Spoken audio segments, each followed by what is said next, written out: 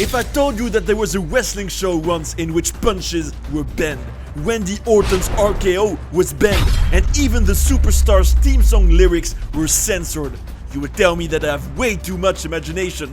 Well, you might think again. This show, if we can call it like that, has indeed existed. And for those whose memory has knowingly decided to forget this infamous experience, I apologize to your ears, because you guessed it. Today, we will discuss the Saturday Morning Slam case, an entertainment on Saturday morning intended for children. You are on the Wrestling Paradise. When WWE manages to make us regret PG just for a show, here we go! On August 25, 2012, shortly after celebrating 1000 episodes of Monday Night Raw, WWE launched with great enthusiasm its new show on Saturday morning and broadcast on the CW channel, the same one that had broadcast SmackDown between 2006 and 2008. As part of the Vortex Saturday morning block, a sequence of cartoons, I give to you Saturday Morning Slam. The show is classified as TVG, that is to say, as completely recommended for children, whatever their age. The specificities of the programs included in this category are essentially that they are without any violence, with an appropriate language for a young audience, even very young. No move or submission can be done at the height of the neck. Yes, you heard it right, let me repeat. No move or submission can be done at the height of the neck, so even punches are simply banned. Can you imagine the distress that wrestlers must have been in while they already have a super busy schedule and have to think about 40 things at the same time? And now they are forced to go completely against everything they have always done. It is completely surreal. How can a wrestling show be classified TVG when the very core of our beautiful passion is totally the opposite of what this classification requires? Well, it creates absolutely surreal scenes. When he enters during the first episode, Randy Orton's music, which includes the lyrics "I've seen heroes dying," will be changed. In Saturday Morning Slam, the Viper's song turns into "I've seen heroes." They cut out the word dying. So I understand very well that for a certain type of viewers, it is necessary to be careful. But here, let me give you my opinion. And it is clear cut. Given the state of the society in which we live, and it was already the case in the world of 2012, to do this is utterly insane. It shows the total disconnect between the governing entities full of utopia and good intentions and the reality of everyday life, real life. It's like the Grand Theft Auto video game, which is forbidden to people under 18 years old. Are you kidding me? Who among you waited until your 18th birthday to play it? Has playing GTA from the age of 8 made me more violent?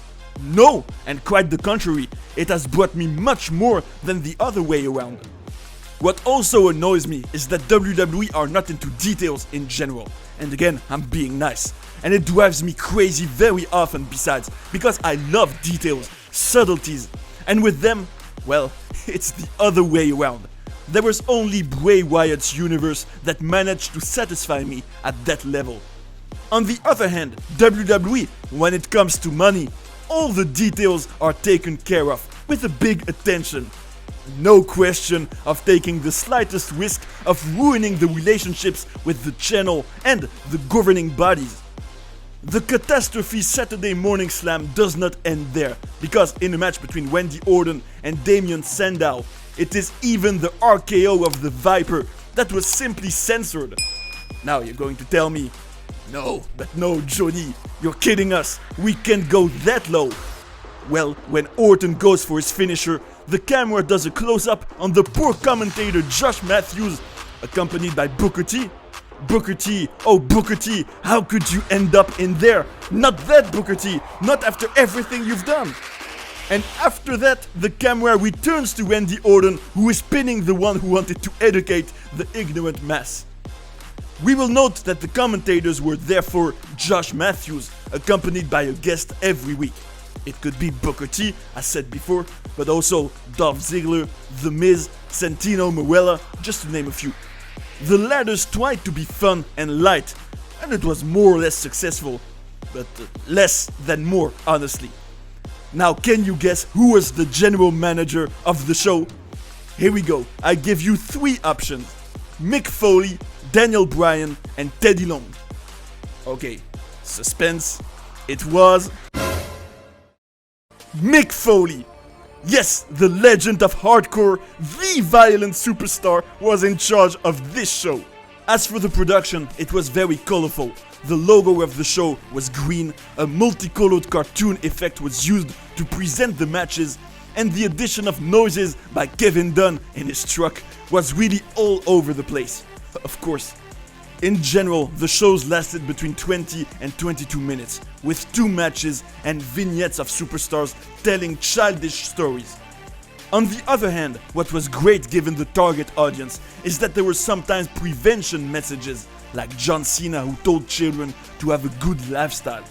It was also the main event of the show on September 29, 2012, and which had been teased the whole morning. Yes, it feels weird to say that about a wrestling show. There were green lights on the crowd all along the show. Some might say that it was green so that Vince and the superstars remember the dollars that were going into their pockets during these difficult moments. Obviously, comedy wrestling was central in it, and it was mainly low-card superstars who came to the show. Even if it has already happened to have a John Cena against Heath Slater and the infamous Randy Orton against Damien Sandow for the premiere of the show.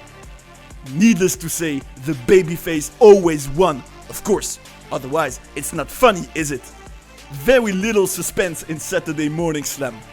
One of its legendary moments, if we can call it like that the show offered us, is the Cody Rhodes dance.